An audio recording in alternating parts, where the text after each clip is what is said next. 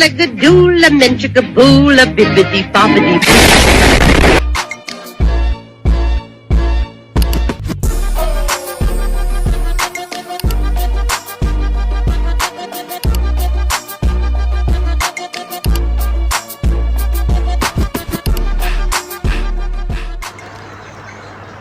Assalamualaikum warahmatullahi wabarakatuh.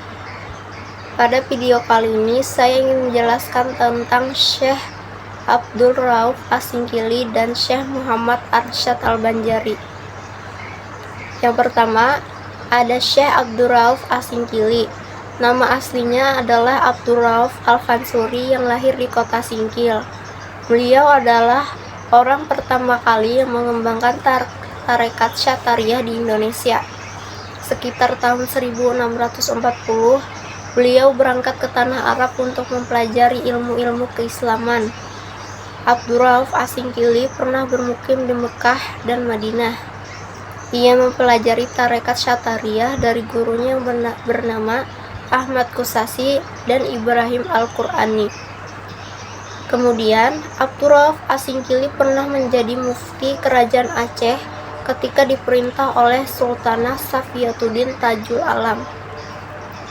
Abdul Rauf Asingkili sendiri memiliki sekitar 21 karya dalam bentuk kitab-kitab tafsir, hadis, fiqh, dan tasawuf. Beberapa karyanya antara lain sebagai berikut. 1. Kitab tafsir yang berjudul Turjuman Al-Mustafid, terjemah pemberi faedah, yakni merupakan kitab tafsir yang pertama yang dihasilkan di Indonesia. 2. Umdat Al-Muhtajin, yaitu karya terpenting yang ditulis oleh Abdul Rauf Asingkili. Buku ini terdiri dari 7 bab yang memuat tentang zikir, sifat Allah dan Rasulnya, serta asal-usul ajaran mistik. Pada pembahasan di bab terakhir, beliau menceritakan tentang riwayat hidupnya dan gurunya. Ketiga, Mir'at At-Tulab fi Tahsil Ma'rifah Ahkam Asy-Syar'iyyah li Al-Malik Al-Wahhab, cermin bagi penuntut ilmu fikih untuk memudahkan mengenal segala hukum syariat. Kitab ini memuat berbagai masalah mazhab Syafi'i yang merupakan panduan bagi para qadhi. Abdul Rauf Asingkili meninggal di Aceh. Beliau dikenal dengan sebutan Tengku Syiah Kuala sebagai penghargaan masyarakat Aceh kepada perjuangan beliau, maka namanya dijadikan sebagai perguruan tinggi di Aceh, yaitu Universitas Syiah Kuala. Kampus ini didirikan pada tahun 1961 di Banda Aceh. Kedua, Syekh Muhammad Arsyad Al-Banjari. Muhammad Arsyad Al-Banjari lahir di Gelok Gabang, Martapura, Kalimantan Selatan pada tahun 1710. Beliau lahir dari pasangan Abdullah dan Siti Aminah. Setelah wafat, beliau dikenal dengan sebutan Datuk Kalampayan karena dimakamkan di desa Kalampayan. Ketika masih kanak-kanak, beliau diadopsi oleh Sultan Tahlilullah untuk dididik secara tuntas. Bahkan beliau dikirim ke Mekah dan Madinah untuk belajar di sana selama lebih kurang 30 tahun.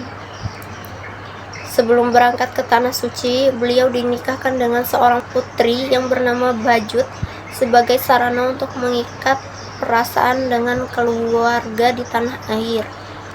Di antara gurunya yang sangat berpengaruh adalah Syekh Athaillah yang pernah memberikan izin kepada Muhammad Arsyad Al-Banjari untuk mengajar dan memberi fatwa di Masjidil Haram. Selama belajar di Tanah Suci, ia berteman dengan para ulama, di antaranya sebagai berikut.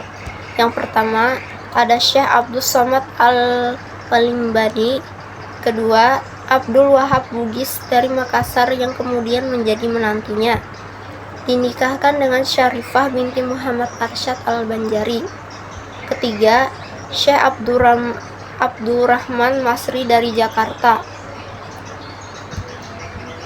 Langkah pertama yang dilakukan Syekh Muhammad Arsyad Al-Banjari sekembalinya dari belajar di Tanah Suci adalah membina kader-kader ulama. Ia meminta kepada Sultan Tamjidillah sebidang tanah untuk dijadikan sebagai pusat pendidikan. Di tempat itu dibangun rumah tinggal, ruang belajar, perpustakaan, serta asrama para santri.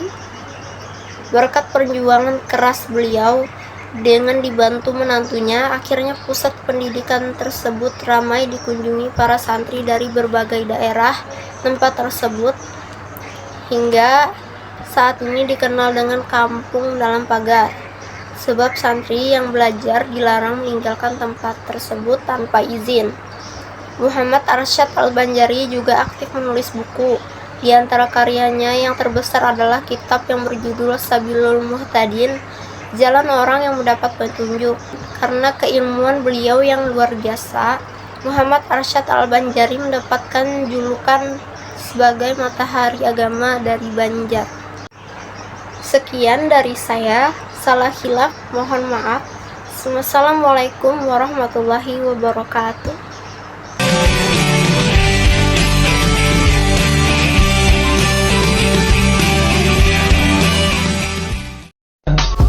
I just had to let you know you're